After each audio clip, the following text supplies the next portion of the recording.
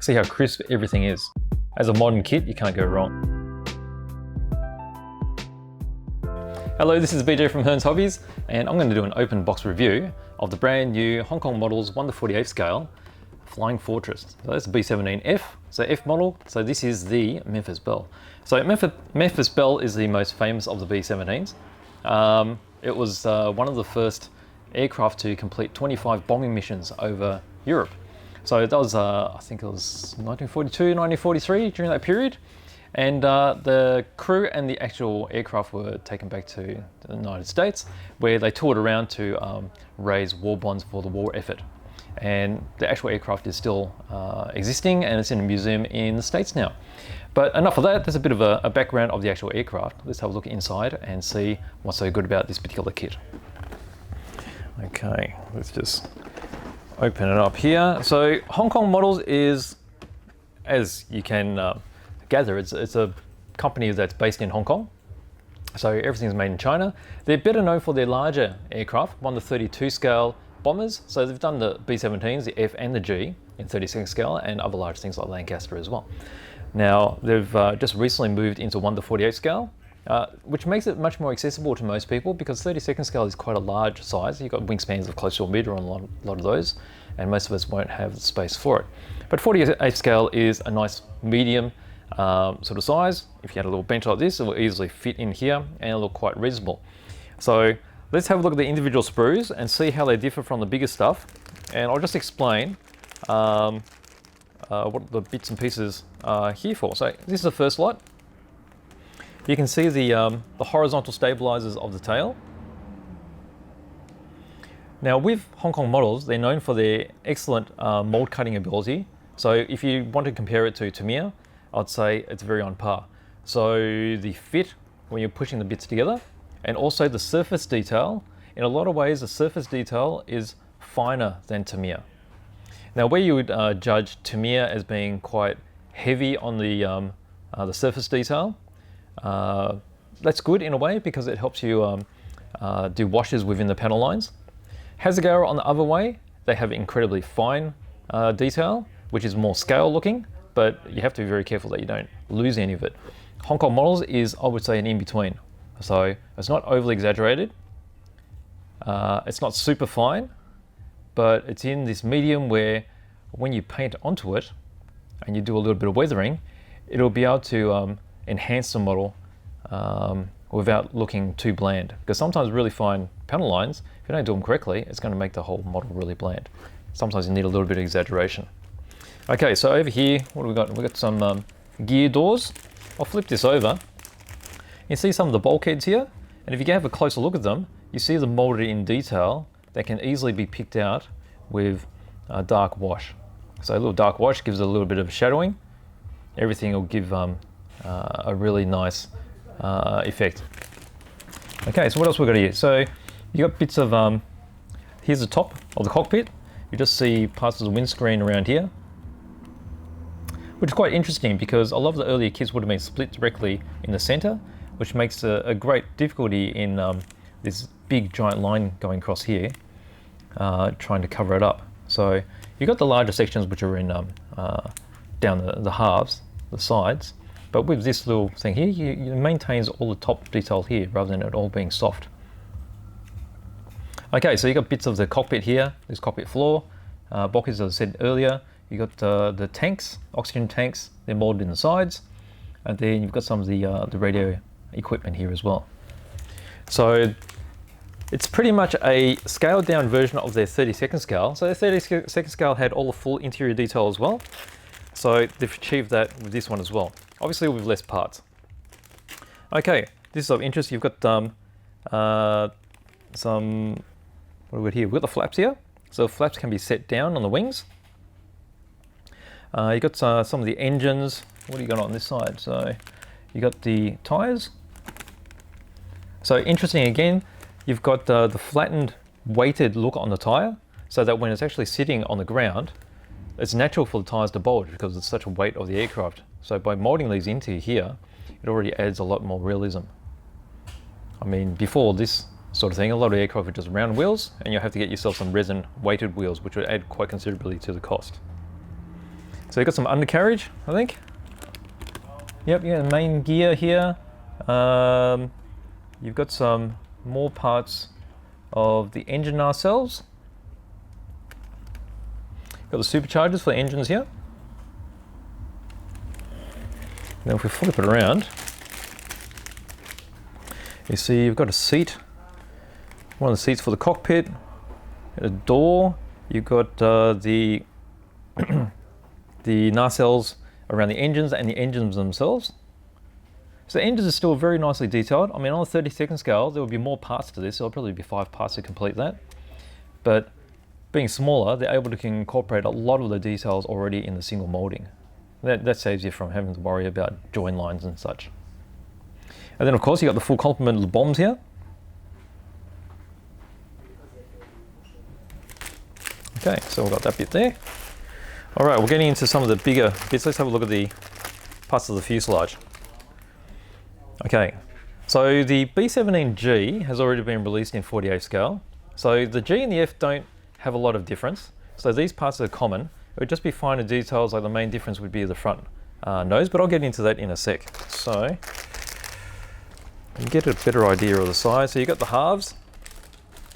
So they go together like this. By the time you get the nose on, you're looking at this sort of length here, which will probably be, I'm guessing that's probably about 60 centimeters. And then your wingspan will be similar to that as well. Now if you can have a closer look, actually this will be easier. So it's got all the interior ribbing as well, because there's all the interior detail. So not simply one of the earlier type B-17 kits. I mean, there's been plenty around. You've got Airfix, you've got Hasegawa. They're generally a 72nd scale though. And then there's a monogram one as well. See how crisp everything is. As a modern kit, you can't go wrong. Okay. And then again, on the outside, there's the fine panel lines, which, as I said in the beginning, they're not too fine. There's always a worry when you're sanding down seams that you'll take away the panel lines. Okay, let's pop those there. All right, we've got a full complement of clear parts. Now you've got a lot of clear parts simply because you've got a lot of glass in the cockpit. The nose is glass as well. So unlike the G had the chin turret and it was quite solid around the front. This is a full glass nose. So there's 2 parts to here. So you got the gun turrets as well. So you've got the belly gun and also on the back or the spine of the aircraft. And then you see that's the windshield there for the main cockpit. There's also all the glass that would have been used in the waist guns as well. Okay, let's pop that over there. All right, you got a little packet here of bits and pieces. So these are actually parts of turrets. Okay, so gun turrets, there are a lot of guns for protecting these particular aircraft because there would have been a lot of fighters that would have intercepted these as they were entering German airspace. And so they needed various guns all the way around the aircraft to protect it. So there's some of those there. All right, this gives you an idea of the wingspan. So these are in 2 halves, but as you can see already, just by having them pressed together from the factory, how good the fit is. So let me just squeeze that. If you can just see there's very little joint noticeable. So if anything, you won't need very much filler there at all. The less filler you use, the less detail you're going to sand away. Okay, so you got all the nacelles molded in. You've got the ailerons here. You've got the flap section here, which I showed you earlier. The flap can be left down. You got the areas for your supercharger to sit here and here. And then of course you've got clear parts that will go inside here for the navigation lights, I guess for the headlights and such. All right, so if I hold both wings, that gives you a good idea of the wingspan. So if you've got the room there, just to show you, because the fuselage would be like that. So wingspan is probably about 70 centimeters. Pretty decent kit. Nice size. Okay. Pop them there. Okay, so this part, it's got a few of the differences from the G model. So this is the nose section. So this is a section just forward of the cockpit. because this had the glass nose, so it didn't have the chin turret. The chin turret would have had different shapes for the cylindrical nose to go in. So quite a bit of glass that goes in there as well. Again, really nice rivet detail. And then on this side, you can see the ribbing for the interior detail. Okay. Over here, we've got the propellers for the engines, of course. So you got 4 of those.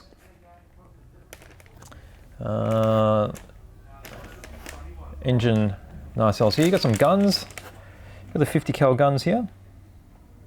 A little bit of instrumentation. So looking at this, got different bulkhead there as well towards the cockpit. And this one here, this is the main instrument panel. Let's flip it around this way. There's the instrument panel there.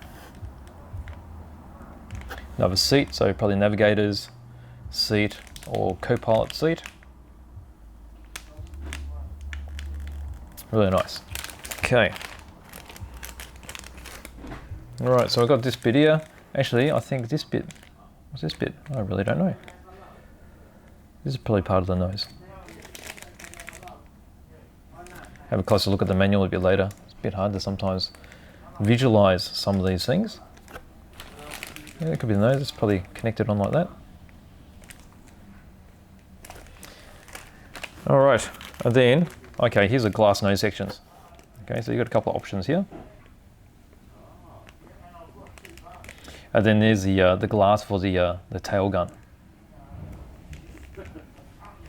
Okay. All right, so they're all the plastic parts. Right in here, you see there's a section of photo etch. So not too sure where all these bits are. There could be some straps.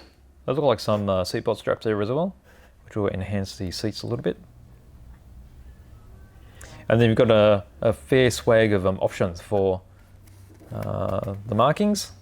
So you've got your Memphis Belle markings, which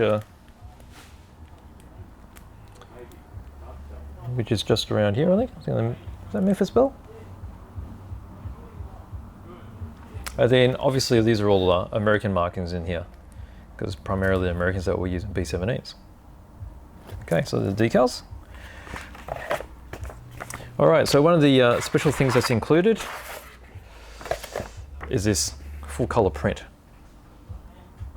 So beautiful artwork. It'll look really nice framed up and hung up on the wall. So really nice. And then you've got this huge manual. So this is about the same size as the 32nd scale manuals in layout, but obviously it's going to be a bit thinner because of less parts. So let's have a quick look inside.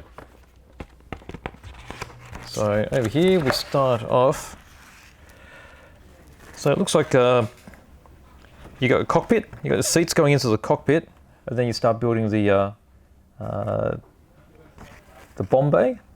So bomb bay is just underneath the cockpit.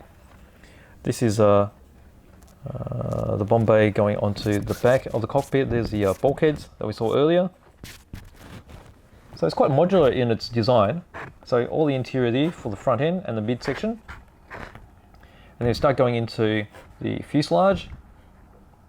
You got all the finer detail going inside the rear section for the waist gunner. So there's one of the waist guns there. Go to the next page. Oop. All right, so more of the interior detail. As you can see from here, it's quite comprehensive. So you've got that module that was first built that's going in, and then you get to this point where the two halves are joined together. This is the tail section for the gun. Get the tail gun and the windshield installed.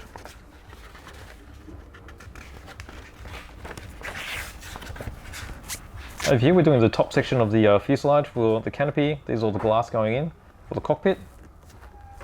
The nose sections here with the guns along the sides. And then through to here, so the main sort of bombardier's deck. And then finally the glass nose is going on. Okay, so that's the main difference with the G and the F. So F had the glass nose here with the various guns, and the G had the big motorized chin turret. Okay, so bigger sections going on now. So you've got your fuselage halves, that's all in one complete section. Nose is going on, top is sealing it up. And then you've got the tail planes, they're getting fitted. And then we start getting into the ball turret. So you can see the belly ball turret there. So if you ever saw the movie, there was quite a bit of drama there when it got stuck. As they're landing, quite a lot of gunners unfortunately lost their lives because they were stuck in the belly when there was a belly landing. Okay, so your top turret is going in. So top turrets, there's the belly turret. And then you start on the wings. Okay, so the wings, engine nacelles, you got your flap going in, superchargers. And then other side, you've got your engines, and then your undercarriage. So your weighted tyres. And going through here, again, you've got all the superchargers going in. So this is exactly the same, just the other side. And then we're getting to the point where the wings are connected onto the main fuselage. Now they've got this clever system, which is a carryover from their 32nd scale, with this clip system for the wings. So it's very handy. So it's very easy to align, and then if there's any transportation, it's easy to pull apart as well. And then you've got the description of all the decals, full parts listing, so you know where all the bits are. And then it goes to your different versions. Okay.